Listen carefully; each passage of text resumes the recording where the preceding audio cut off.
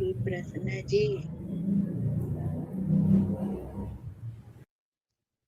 और प्रतिभा जी, सोनाली जी आना है।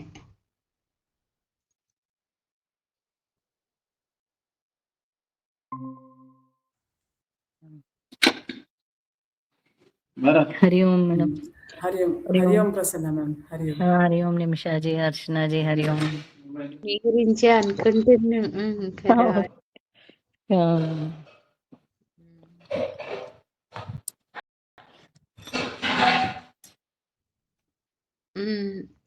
अर्चना जी अब मैसेज डाला है।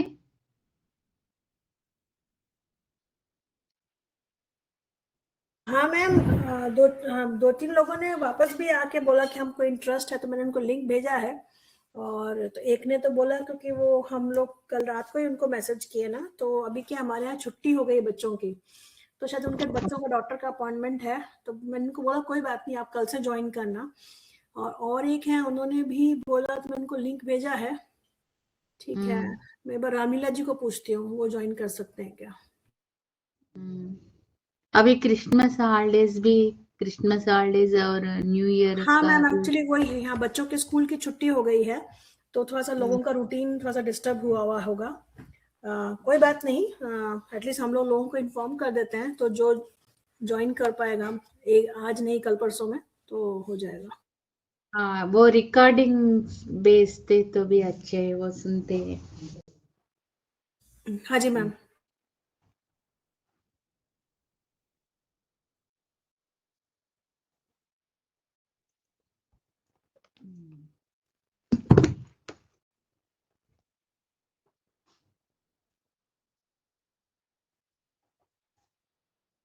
सोनाली जी और प्रतिभा जी भी आना है। सोनाली जी 8 o'clock को बोले, इसलिए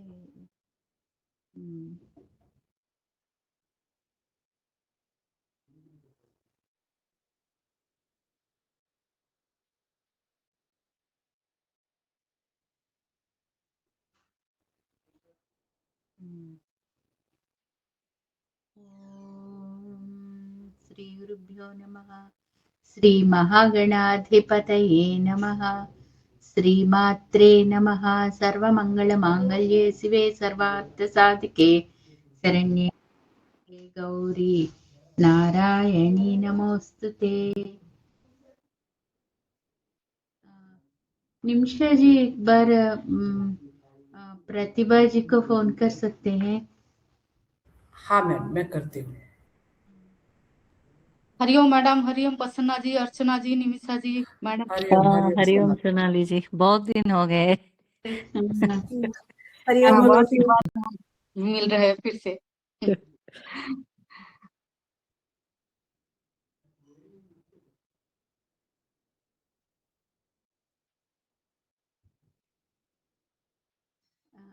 एक बार प्रतिभा जी को फोन कर सकते हैं?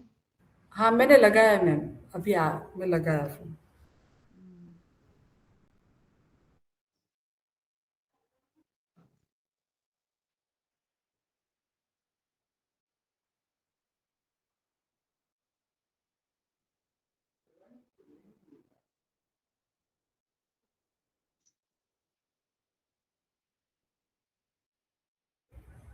मैम वो आ रहे हैं अभी। हम फिर पहले से शुरू, पहले से मतलब सहस्त्र नाम कैसे आ गया ललिता स्तोत्र, आज इसके बारे में हम डिस्कस करेंगे।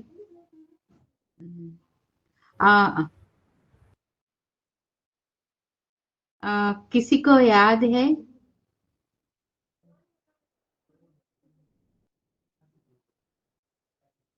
पहले हम तब वो टाइम पे हम शुरू कर लिया ना, तब बताए थे, किसी को याद है? यस मैम, हाई ग्रीव ने बताया था, सबसे पहले वाग देवी ने बताया, फिर हाई ग्रीव अगस्त्य मुनि से।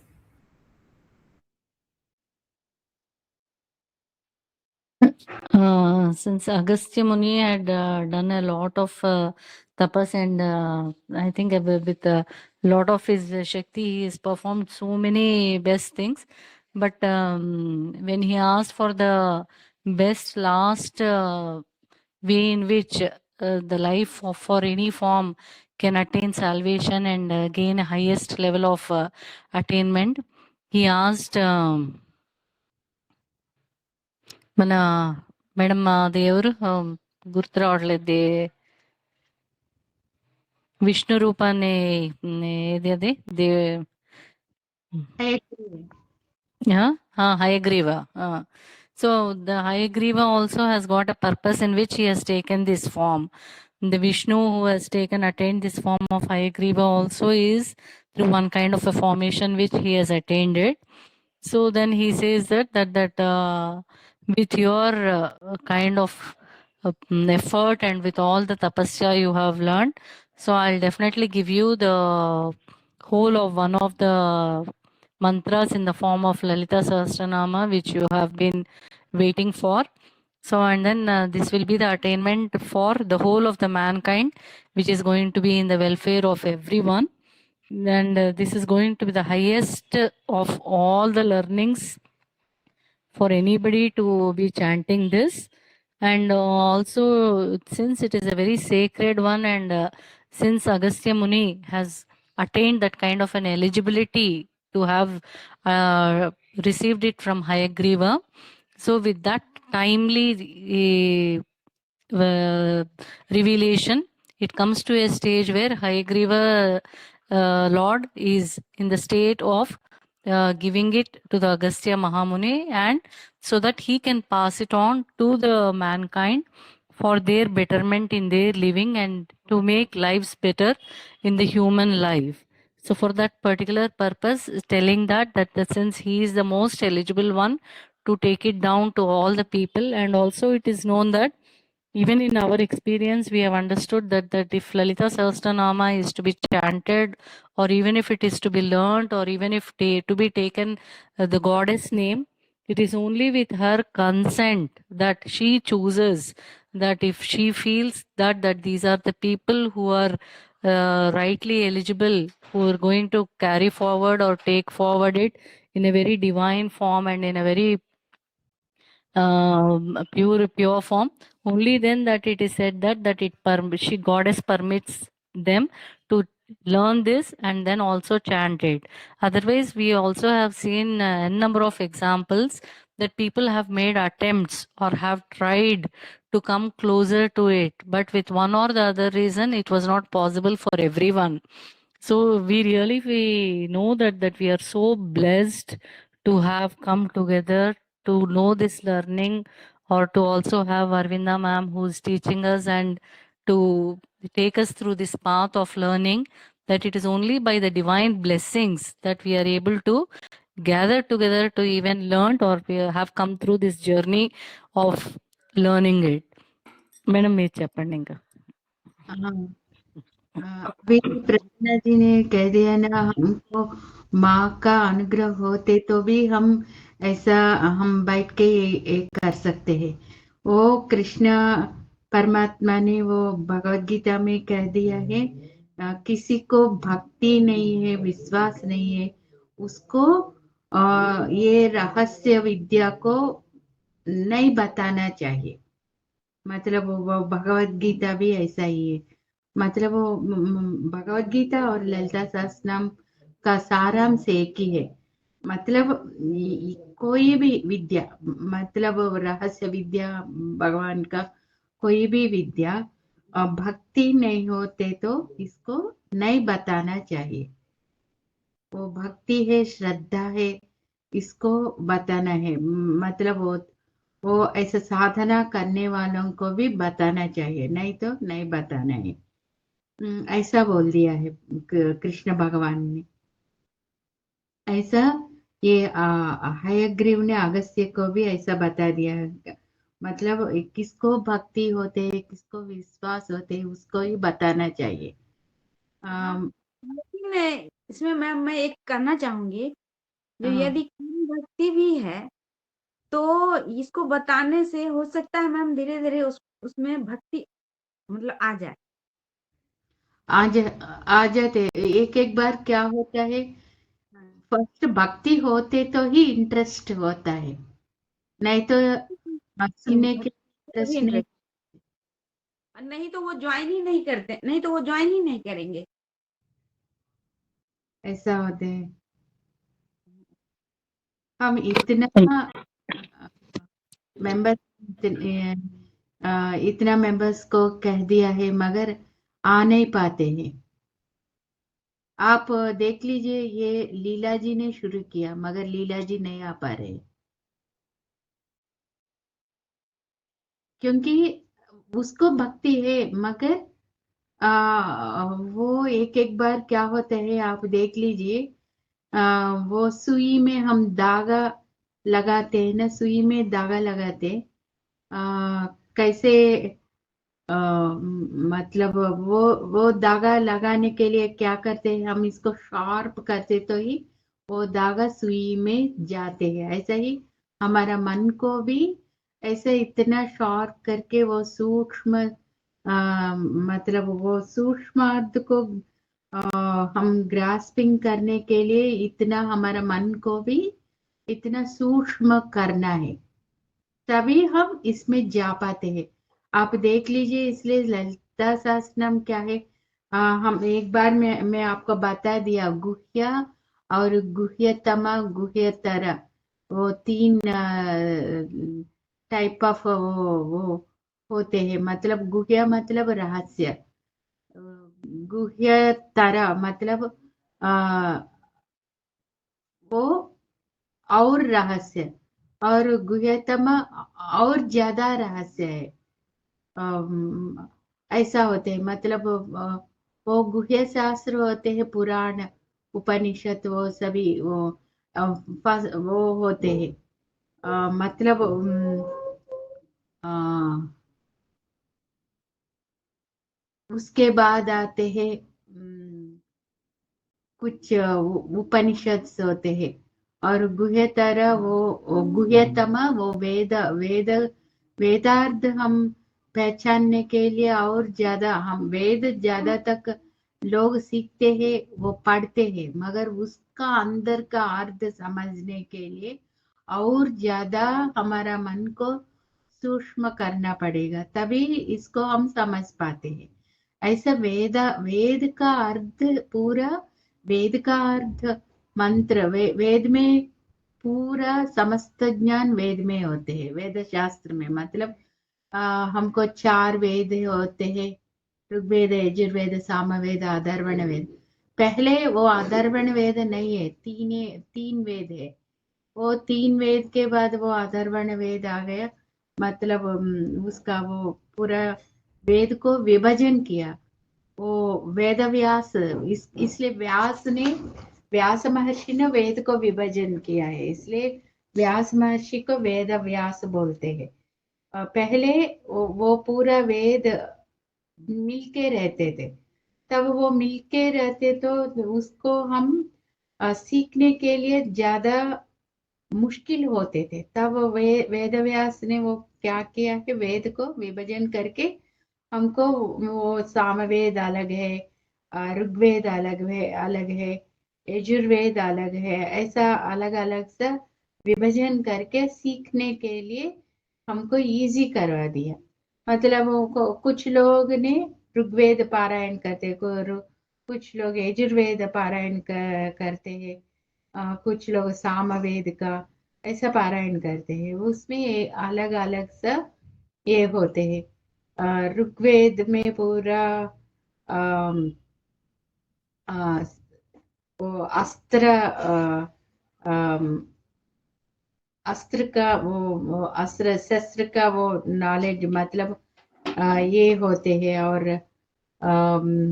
सामवेद में संगीत का, अथर्ववेद में पूरा ये होते हैं, मतलब वो युद्ध विद्या के लिए वो होते हैं ना, वो होते हैं, ऐसा नॉलेज होते हैं। ऐसा ये समस्त ज्ञान ललिता सहस्त्रनाम में है, इसलिए हम एक एक नाम को पकड़ते तो हमको इतना नॉलेज मिलते हैं। आप जाते जाते आपको समझ में आते हैं। इसलिए ललिता सहस्त्रनाम को बोलते हैं रहस्य नाम।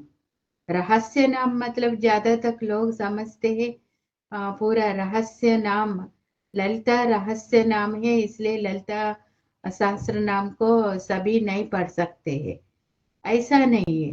वो रहस्य मतलब एक एक नाम पे उसका गूढ़ार्थ होते हैं, उसमें निगूढ़ार्थ ऐसा बोलते हैं ना, ऐसा अर्थ इसमें होते हैं। ये पकड़ना हमको जरूरी है। इसलिए हम ये ललिता सहस्त्र नाम को पकड़ना चाहिए।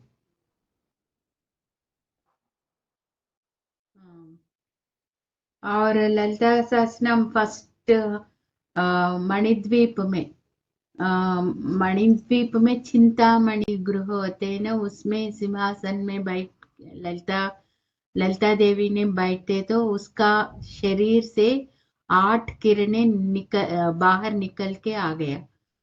तब वो 8 किरण वो वसिन्यादि वाग्देवता बन गए थे। वो मतलब माँ का वो माँ के बारे में माँ ही उसका अंश बाहर निकलवा के तब उसका स्तुति करवाया। मतलब बाहर किसी को उसका तत्व मालूम नहीं पड़ते, वो उसका तत्व उसको ही मालूम है। इसलिए वो क्या किया, उसका शरीर से 8 किरणों को वो बाहर भेज दिया है। वो 8 किरण वसिन्यादि वाग देवता होके वो ललिता सहस्त्र नाम का स्तुति किया है, वही स्तोत्र बन गया है। और वो तब वो दक्षिणामूर्ति ने वो सुन के वो हयग्रीव को वो उपदेश किया है। तब हयग्रीव ने क्या किया, अगस्त्य महर्षि को उपदेश किया है। और तब अगस्त्य महर्षि ने भूलोक में हमको दे दिया है। ऐसा ललिता सहस्त्र नाम आ गए थे। ये ललिता सहस्त्र नाम पूरा कौन कौन पढ़ सकते हैं, मतलब कि किसको श्रद्धा होते हैं, किसको विश्वास होते हैं, उसको उपदेश करना है, वो सीख के पढ़ सकते हैं। ज्यादा तक लोग समझते हैं ये सभी नहीं पढ़ सकते, ऐसा नहीं है। मतलब इसको पढ़ने के लिए श्रद्धा चाहिए, निष्ठा चाहिए। निष्ठा मतलब हम स्नान करके तब वो थोड़ा सा नियम निष्ठा से पढ़ना चाहिए, यही नियम है।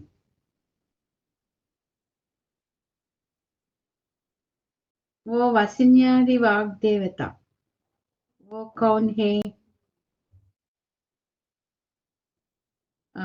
ये 8 किरणों वो ऐसा बन गया है ना, वासिनी, कामेश्वरी, मोदिनी, विमला, अरुणा, जयिनी, सर्वेश्वरी, कौलिनी। ये कहाँ रहते हैं, हमारा कंठ से लेके मुंह तक वो वसिन्यादि वाग देवता रहते हैं। मतलब हमारा अंदर वो कंठ से लेके कंठ के नीचे से ऊपर तक, और हमारा मुंह पे दांत और जिह्वा और ओंठ में फैला हुए वो रहते हैं। इसलिए हमारा मुंह सरस्वती का गृह है। वाक मतलब वाणी, वाक को क्या बोलते, वाणी बोलते। वाणी का स्वरूप कौन है, सरस्वती माँ है।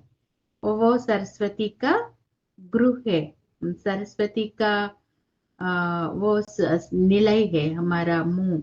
इसलिए हमारा मुंह को अच्छे से संभालना पड़ते हैं। हम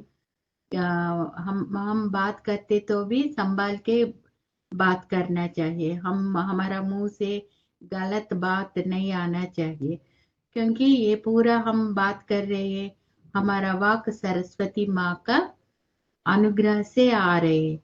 वो वाक माँ का स्वरूप ही है, इसलिए इसको हम ऐसा हमारा हम बात करने के टाइम पे हम इसको ऑब्जर्व करना है, हम कैसे बात कर रहे हैं वो बात को हम ऑब्जर्व करके हम अच्छे से बात करना पड़ेगा। और हमको वर्णमाला में कितना अक्षर होते हैं प्रतिभा जी, एक बार बोलिए। हमारा वो वर्णमाला में कितना अक्षर होते हैं? टोटल तो शायद मैम 56।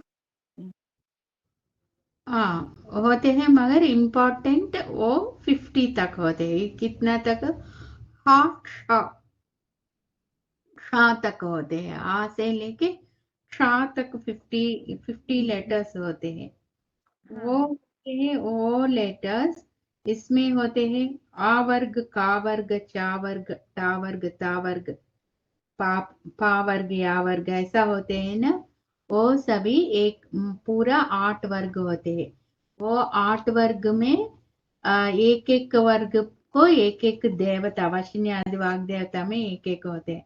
आ वर्ग को वसनी है, और का वर्ग को कामेश्वरी, ऐसा चा वर्ग को मोदिनी, ऐसा वो 8 वर्ग ऐसा डिवाइड किया है। वो 8 वर्ग का 8 वसन्यादि वाग देवता ने उसका आदि देवता हो गया। वो वर्ग को एक एक वर्ग को ऐसा हो गया। वो देवी वो देवता कहाँ रहते हैं? हमारा अंदर ही रहते हैं।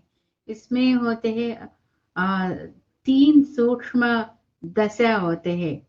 परा पश्यंतति, मध्यमा, वैखरी, रूपा, ऐसा नाम आते हैं ना। ऐसा ये परा पश्यंती मध्यमा, वो 3 सूक्ष्म दशा होते हैं। और बाहर होते हैं वैखरी। ये वैखरी वो हम इसलिए बाहर हम बात करते हैं ना, इसको हम वैखरी बोलते हैं। और ऐसा भी बोलते हैं ना, किसी का प्रवर्तना होते हैं, किसी का वो उसका बिहेवियर होते हैं, हम क्या बोलते हैं? उसका वैखरी बोलते हैं, है ना। आप सुन लिया ऐसा, उसका वैखरी ऐसा बोलते हैं ना। उसका वैखरी ऐसा होते हैं, मतलब उसका बिहेवियर ऐसा वो बाहर दिखते हैं ना, उसको वैखरी बोलते हैं। ऐसा हमारा अंदर होते हैं परा पश्यंती मध्यमा, ऐसा होते हैं। फॉर एग्जाम्पल एक सीड होते हैं, वो सीड के अंदर जीव होते हैं ना। ड्राई सीड होते हैं, उसका अंदर वो जीव होते हैं, उसको बोल सकते हैं परा। मगर वो सूक्ष्म जैसे में अंदर रहते हैं। तब हम इसको पृथ्वी पे हम इसको लगाते हैं ना, ये सीड को लगा के हम पानी डालते, तब क्या होता है?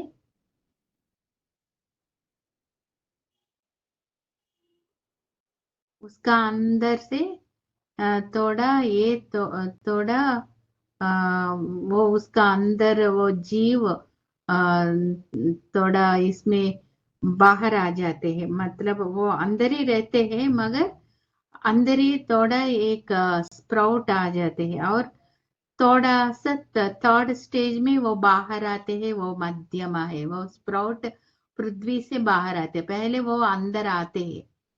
फर्स्ट ड्राई सीड पे रहते हैं, पानी डालने के बाद क्या होता है? थोड़ा सा उसका अंदर वो पैदा होते हैं।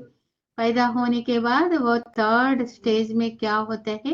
वो थोड़ा सा बाहर आ जाते हैं, वो थोड़ा छोटा सा स्प्राउट आते हैं। అంకురమా అంకురం అంటారు కదా అంకురం ఆ, అంకురం అంటాం. అంకురార్ ఆ, वो హరి ఓం ఎవ్రీబడి అవును అవును Hari Om Nandini. Hariom Nandini ma'am. Hari Om Archana Hariom Nandini ji. Pratibha ma'am Sonali Hari Om हाँ సారీ ఐ ఇంటరప్టెడ్ ఇలా చెప్తే బాగుంటుంది మధ్యలో, ఎందుకంటే అందరం కలిసి డిస్కస్ చేసుకోవచ్చు కదా, అవును అవును బాగుంటుంది. ఉమ్. ऐसा అదే आते చాలా हैं। అది యాక్చువల్లీ ఎంత అమేజింగ్ గా అనిపిస్తుంది ఆ చిన్న సీడ్ छोटा सा सीड में से बड़ा सा बैनियन ट्री कैसा आएगा ना इतना इट्स है it's so फोर्थ amazing. बोलते हैं हाँ, वैखरी, वो फोर्थ स्टेज में। right.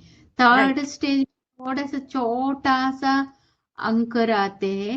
वो क्या होते हैं, वो छोटा सा अंकुर आते हैं, मगर उसका वैखरी हमको तब मालूम नहीं होते हैं। तब वो ज्यादा बड़ा हो जाते हैं, वो फैलते हैं, तब उसका वैखरी हमको मालूम होते हैं। इसको वैखरी बोलते हैं, वो फोर्थ स्टेज में। Hmm. तभी इसका स्वरूप हम जान सकते हैं, इसको Right. वैखरी बोलते हैं। तब आप देख लीजिए तो छोटा सा स्प्राउट होते हैं, उसको मध्यमा बोलते हैं। तब उसका वो मालूम नहीं होते, वो ज्यादा बड़ा होते हैं, तब हमको मालूम होते। फॉर एग्जाम्पल वो बड़ा होके अभी नंदिनी जी ने बोला है ना, वो बनियन ट्री इतना फैला कि उसका स्वरूप हमको मालूम हो जाते हैं। ऐसा वो पूरा बाहर आके पूरा फैलते हैं ना, तब उसका किसी पेड़ का फ्रूट्स आते हैं, तब हम बता सकते गोवा ट्री होते हैं, नहीं तो एप्पल ट्री होते हैं। तब छोटा सा स्प्राउट जैसे होते तो उसका हमको मालूम नहीं होते, उसका स्वभाव मालूम नहीं होते। तब वो बड़े होके वो तब फैलते हैं ना, तब उसका स्वरूप हम जान सकते हैं। ये इसका वैखरी बोलते। हमारा कॉमन लैंग्वेज में भी किसी का बिहेवियर को हम देखते हैं, तब बोलते हैं ना इसका वैखरी ऐसा है, ऐसा बोलते हैं। आप सुना है దీని గురించి నందిని చెప్తారు. It is the demonstration, like how it is revealed, a person's personality, how it is revealed. It is known from what he speaks, right? So that is what is Vaikhari. Vaikhari is that what we see and what we hear, what we perceive. जो हम देखते हैं वो दिखाई देता है, उसको वाइखरी बोलते हैं। उससे पहले जो स्टेजेस है वो మధ్యమ ఆ, ఇంకో రెండు పశ్యంతి పర మధ్య పశ్యంతి మధ్యమ. ఆ, हाँ, परा पश्यन्ति मध्यमा वैखरी. वैखरी मतलब when you speak, when it is revealed, and before it is spoken, what happens in your mind and what you think from your heart. Those stages are called para, pashyanti, madhyama, vaikhari. The ultimate stage is vaikhari. ఉమ్. అంతే కదా? हमारा अंदर भी क्या होता है, आप देख लीजिए। हमारा अंदर बीज मंत्र बोलते हैं ना, बीजाक्ष बोलते हैं। वो बीज मतलब वो सीड में कैसे वो जीव ऐसा रहता है, ऐसा बीज हमारा Right. अंदर बीजाक्षर का शक्ति इतना सूक्ष्म होते हैं। पहले हम वो बीजाक्षर हम किसी से लेते हैं, मतलब वो बीजाक्षर मंत्र बोलते हैं ना, किसी गुरु से हम हमारा वो गुरु हमको देते हैं, तब वो Right. बीजाक्षर हमारा अंदर आ जाते हैं। तब क्या होते हैं, वो परा है, हम्म. पराशक्ति बोलते हैं ना। पराशक्ति निगूढ़ सूक्ष्म में होते हैं, मतलब वो हम साधना करके करके क्या होते हैं, वो बाहर आ जाते हैं। तब इतना स्फोट. ज्यादा हम इसको ऐसा साधना करते हैं, तब वो हमारा अंदर से बाहर आके वो फैलते हैं ना, वो तब वो वैखरी बन जाते हैं। అదే तब वो ఇట్ ఈస్ యాక్చువల్లీ బీజాక్షర అంటే seed syllables which are impregnated with energy, అంతేనా हाँ కదా? तब क्या होते हैं, पश्यंती करेक्ट. वो थोड़ा सा हमारा अंदर वो उठने लगते हैं, उसके बाद वो थोड़ा सा बाहर आ जाते, वो मध्यमा है।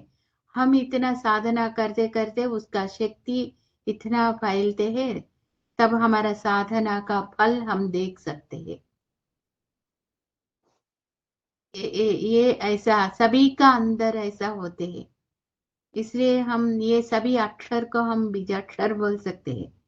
आ से लेके हा तक, वो अभी मैं बताए ना 8 वर्ग, मतलब 8 ग्रुप्स होते हैं, वो है अवर्ग कवर्ग चवर्ग टवर्ग तवर्ग पवर्ग यवर्ग शवर्ग तक होते हैं।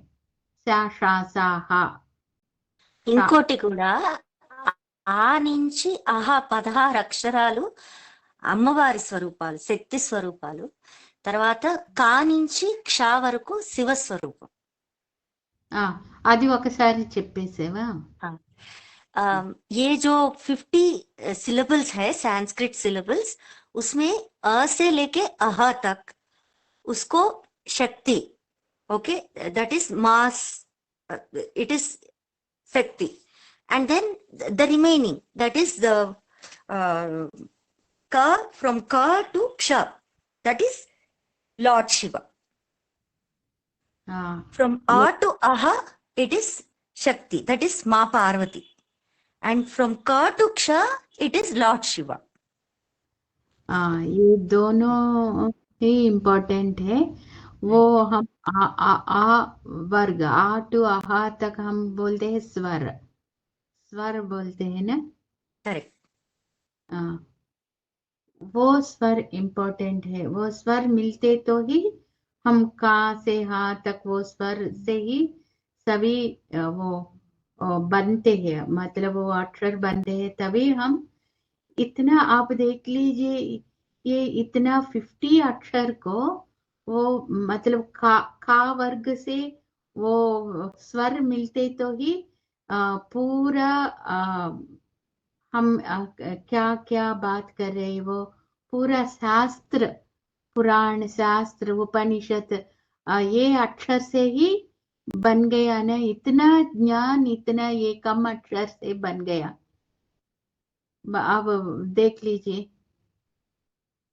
इसलिए वो आठ माँ का जो हाथ में जो होता है अक्षर, उसमें भी 50 बीड्स होता है. इतना अद्भुत ये सृष्टि आप देख लीजिए अक्षरमाला का। अभी इसमें होते हैं कंठ तालु बोलते हैं। प्रतिभा जी एक बार आप बोल दीजिए, पहले आप बोल दीजिए लास्ट ईयर इसके बारे में।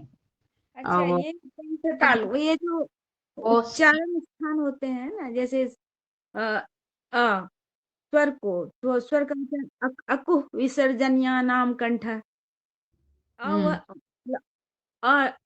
अवर्ग और क वर्ग, ये इसका उच्चारण क्या होता है? अकुह और ह, और विसर्जनीय मतलब विसर्ग, ये सारे क्या है? कंठ से, इनका उच्चारण स्थान कंठ है। कंठ, इसके बाद अकुह विसर्जनीय नाम का कंठ, इचू यशा नाम तालु। इचू मतलब ई और ई दोनों ई हो गया, और च वर्ग, इचू यशा नाम। और तो इनका उच्चारण क्या है? तालु से होता है। और इसके बाद फिर इचू यशा नाम तालु, ऋतु रसा नाम मूर्धा, मतलब जा है ना।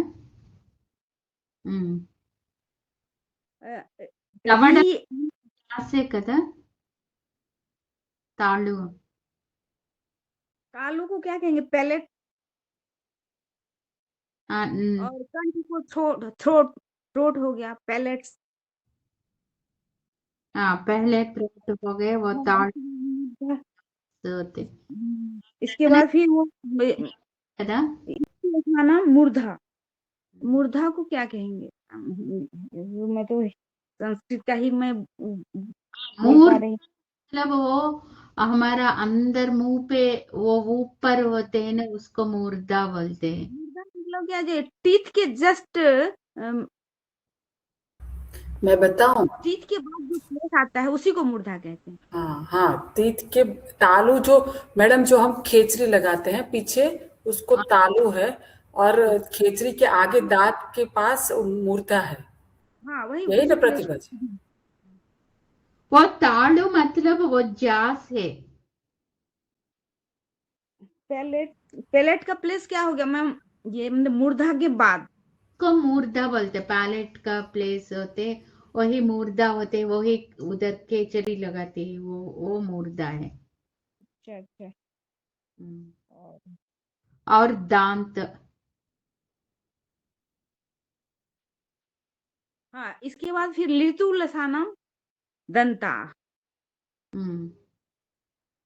इसके बाद फिर जाते हैं, मतलब अब मैं इसकी अभी बोल देती हूँ। हाँ। पर उपुप उपुप धो मानिया नाम ओष्ठो, मतलब उपुप प वर्ग जो होता है उसका, उसको ओस्ट ओष्ठ मतलब, हाँ। लिप्स से, मतलब दोनों लिप्स से बोलते हैं।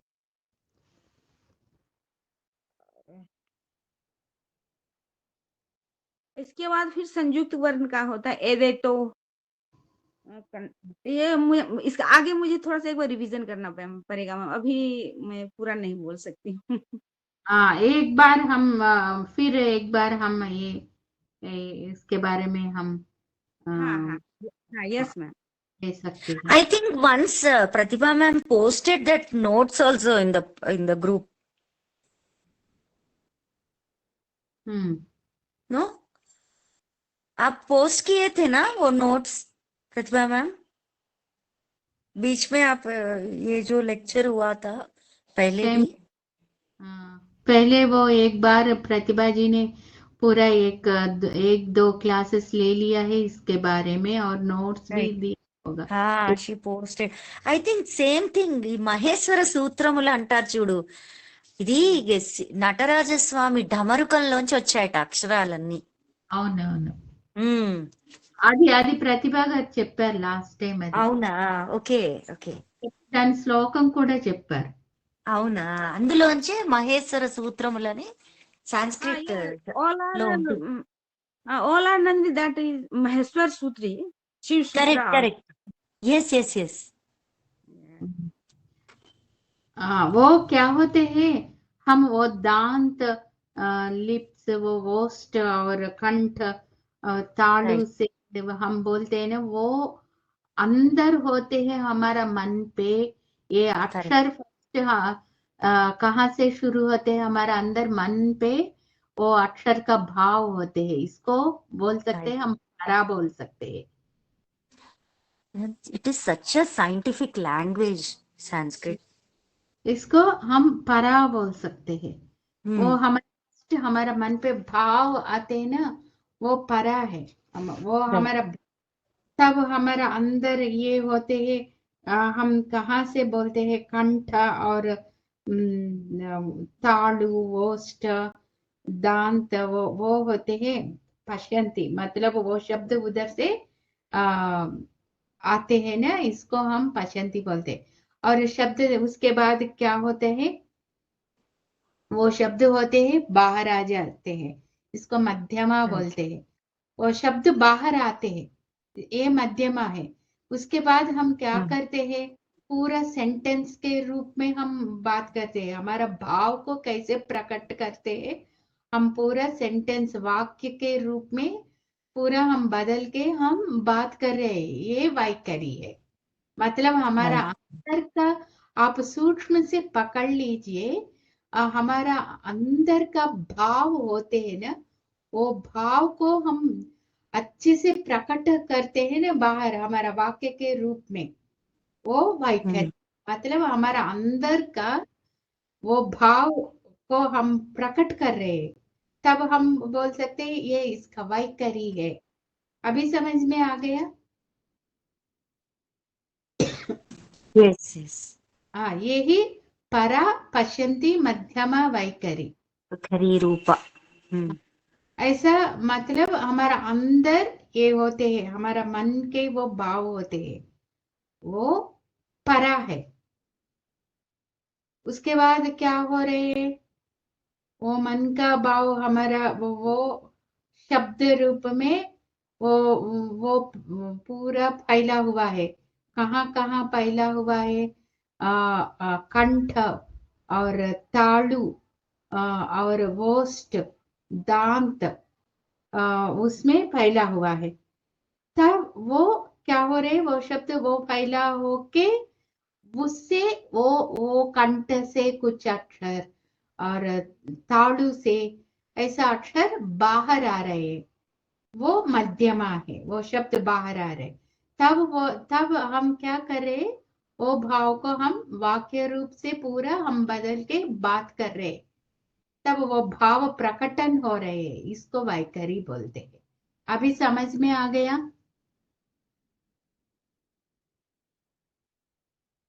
Yes ma'am. हाँ यस मैम। समझ में आ गया? कुछ डाउट है तो और ज्यादा एक्सप्लेन करने के लिए ट्राई करते हैं। नहीं, मैं समझ आ गया अच्छे से। इसको हम अंदर होते हैं, इसको परा बोलते हैं। थोड़ा ये सभी वो शब्द हमारा ये दांत और उसमें ओष्ठ में उससे वो फैला हो गया ना, उसको पश्यंती बोलते हैं हम। वो शब्द बाहर आते हैं, वो मध्यमा है। पूरा भाव प्रकटन हम वाक्यों का रूप में हम बात करते हैं ना, वो वैखरी है। अभी समझ में आ गया प्रतिभा जी? Yes yes. तो इसको मैम शॉर्टली हम इस तरह से कह सकते हैं, यदि कोई मतलब जो बीज है जब वो मिट्टी के अंदर है तो वो क्या हुआ, परा हो गया। और जब वो स्प्राउट के रूप में बाहर आया तो पश्चंती मतलब दिखाई पड़ रही है, परा पश्चंती। इसके बाद फिर क्या, बैखरी, मध्यमा। मध्यमा मतलब क्या, जब ग्रो करता है। हाँ, करेक्ट। नहीं, और जब Correct. Germination. Like हाँ germination stage. हाँ, और इसके Yes. बाद बैखरी मतलब जब बड़ा हो गया, जब वो पूरा Correct. स्प्रेड किया, पूरा फैल गया। का स्वभाव हम देख रहे, तब हम बोल Right. सकते हैं, ये पेड़ है, ये पेड़ है, उसका लीफ ऐसा होता है। और तुलसी का हम एग्जाम्पल हम देखते तो वो तुलसी पूरा बाहर आके इसका उसका गुण प्रकटित होते हैं ना, वो वैखरी है। उसका स्वभाव प्रकटित होते हैं, वो वैखरी है। और तो ये इसको मैडम हम ह्यूमन बीइंग से भी कंपैरिजन कर सकते हैं। तो हाँ। हमें नहीं, जब मतलब बच्चे जब ये बाहर आते हैं और फिर ग्रो करते हैं, तो पूरा वो बड़े होने के बाद उसका वैखरी मालूम होते हैं। Right. Right. Good analogy. Correct. ये है। और अभी हम इसके बारे में एक बार वाशिनी आदि वाग देवता 8 देवताओं के बारे में एक बार हम उसको स्मरण करते हैं आज। फर्स्ट देवता कौन है? वासिनी वाग देवता। वो वासिनी वाग देवता वो सृष्टि में वसीकरण शक्ति वो मंत्र पे होते हैं। मतलब वो सभी मंत्र वो वशीकरण मंत्र बोलते हैं। मतलब हम किस देवता का मंत्र हम जाप करते हैं, वो देवता हमको वश होते हैं, है ना? इसलिए सभी मंत्र को वशनी मंत्र बोल सकते हैं। मतलब हम किस देवता का मंत्र चांट करते हैं, वो देवता हमको वश हो जाते हैं। इसलिए सभी मंत्र वो वशनी देवता का रूप है। और उसके बाद आते हैं कामेश्वरी वाग देवता। काम मतलब क्या है? इच्छा, है ना? मतलब वो एक एक मंत्र हम क्यों वो जाप करते हैं, वो मंत्र हम जाप करते तो वो एक एक मंत्र के लिए एक एक काम होते हैं, एक एक इच्छा पूरा हो जाते हैं। उसका अधिदेवता कामेश्वरी है। वो इच्छा का अधिदेवता कामेश्वरी है। मतलब वो मंत्र में निगुड़ में वो वासिनी भी होते हैं, कामेश्वरी भी होते हैं और मोदिनी। तब वो मोदिनी क्या करते हैं, हमको आनंद देते हैं, आनंद का रूप है। तब वो मंत्र सिद्धि होते तो हमको क्या होते, वो वो आनंद और तृप्ति आते हैं ना, इसका अधिदेवता मोदिनी है। और विमला, वो विमला, विमला मतलब क्या है? वो निर्मल है, मतलब मल मतलब अनप्यूरिटीज, अशुद्धि बोलते हैं ना, वो शुद्धि हो, पूरा शुद्धि होते हैं, उसको बोलते विमला बोल सकते हैं। मतलब उसमें मलिन नहीं होते हैं। अब वो मलिन नहीं होते तो उसको विमला बोलते हैं, मतलब निर्मल है, निर्मल ज्ञान बोल सकते हैं। तभी वो ऐसा हम मंत्र जाप करते तो हमारा अंदर से वो निर्मल ज्ञान आते हैं। इसका आदि देवता विमला है। विमला ऐसा ज्ञान हमको देते हैं, मतलब हमारा अंदर का मलिन को वो शुद्धि करते हैं, शुद्धि करके हमारा मन को विमल मतलब निर्मल बनाते हैं। वो आदि देवता विमला है। और अरुणा, वो अरुणा मतलब क्या है? रेड कलर, वो लाल रंग में वो प्रकाशित रहते हैं। वो लाल वन किसका प्रतीक है? वो प्रेम करुणा का प्रतीक है। उसका आदि देवता वो अरुणा है। उसके बाद जयनी वाग देवता, वो क्या करते हैं हमको? वो मंत्र होते हैं, हमको जय होने के लिए कुछ मंत्र होते हैं। उसका आदि देवता जयनी वाग देवता। और कौलिनी, वो कौलिनी वो कुंडलिनी योग के लिए वो मंत्र होते हैं ना, कुंडलिनी को जागरण करने के लिए कुछ मंत्र होते हैं, उसका आदि देवता कौलिनी है। और सर्वेश्वरी, वो लास्ट 8वां आदि देवता है, वो वाग देवता है। वो वो सर्वेश्वरी सभी मंत्र और मत सिद्धि करने के लिए उसका अधिकार होते, वो देवता का, वो इसको तब वो मंत्र सिद्धि होते तो वो ईशत्व बोलते हैं ना, वो देते हैं हमको, मतलब वो ऐसे सिद्धि देते हैं। ये सर्वेश्वरी देवता है।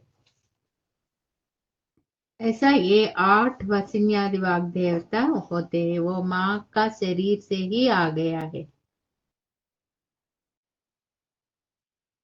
वो वाग देवता कहाँ रहते हैं? श्री चक्र के रूप में। वो श्री चक्र नवावरण में फैला हुआ है, मतलब 8 आवरण में 8 वसन्यादि वाग देवता रह के नवावरण में माँ बैठते हैं, वो बिंदु रूप में बैठते हैं वो श्री चक्र में।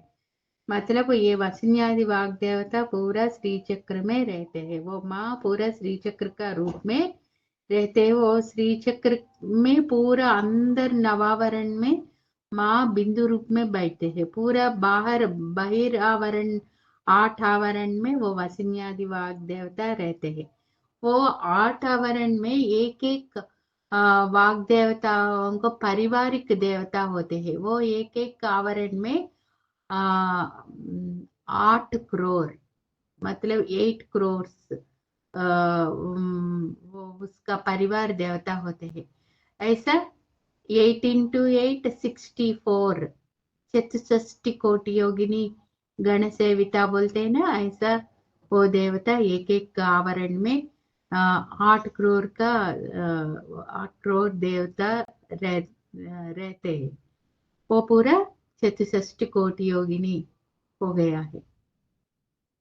इतना देवी देवता, ये परिवार देवता और वसिन्यादि वाग देवता, वो सभी मिलके वो श्री चक्र में वो रक्षा करते हैं। वो आवरण देवता वो उसमें ये रहते हैं। और ये होते हैं खड्गमाला, पूरा खड्गमाला ये नवावरण का वर्णन है, वो श्री चक्र का वर्णन है। आप देख सकते हैं, एक बार आप खोल सकते हैं खड्गमाला।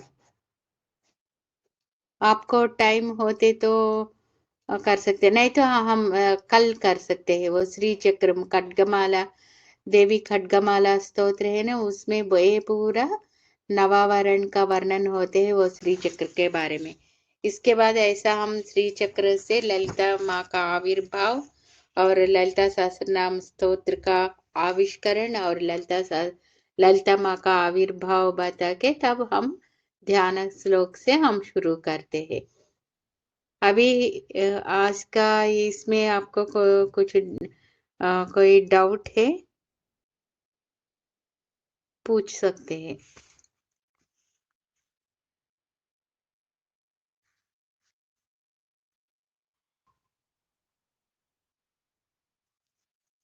अर्चना जी, सोनाली जी, नहीं मैडम। समझ में आ गया ना? आप पहले से नहीं आ गया ना तब वो टाइम में, आप बीच में आप ज्वाइन हो गया। हाँ थोड़े बात क्या आई थी, मैं कुछ श्लोक का नहीं किया मैंने। हाँ, ये भी आप नहीं सुना है। नहीं ये नहीं सुना था मैंने। हाँ, इसलिए आप पहले से अच्छे से ये सुनते तो अच्छा है। अर्चना जी,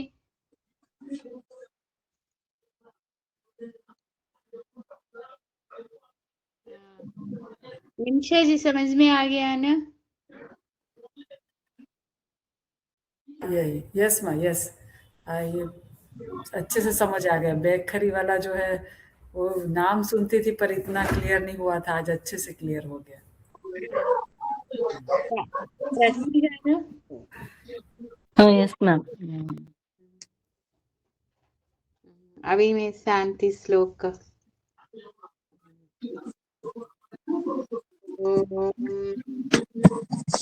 पूर्णमदः पूर्णमिदं पूर्णात् पूर्णमुदच्यते पूर्णस्य पूर्णमादाय पूर्णमेवावशिष्यते। ॐ शान्ति शान्ति। असतो मा सद्गमय तमसो मा ज्योतिर्गमय मृत्योर्मा मृतङ्गमय। ॐ शान्ति शान्ति शान्तिः। समस्तलोकाः सुखिनो भवन्तु, समस्तलोकाः सुखिनो भवन्तु, समस्तलोकाः सुखिनो भवन्तु। ॐ शान्ति शान्ति शान्तिः। ఓం శ్రీమాత్రే నమః. నందిని వస్తావు కదా ఈ సెలవులు అయిపోయే వరకు? తర్వాత కూడా 8 కొంచెం ట్రై. 8 నాకు సూటబుల్ టైం, నేను జాయిన్ అవుతాను నేను. అలా బాగుంటుంది. తప్పకుండా వస్తాను.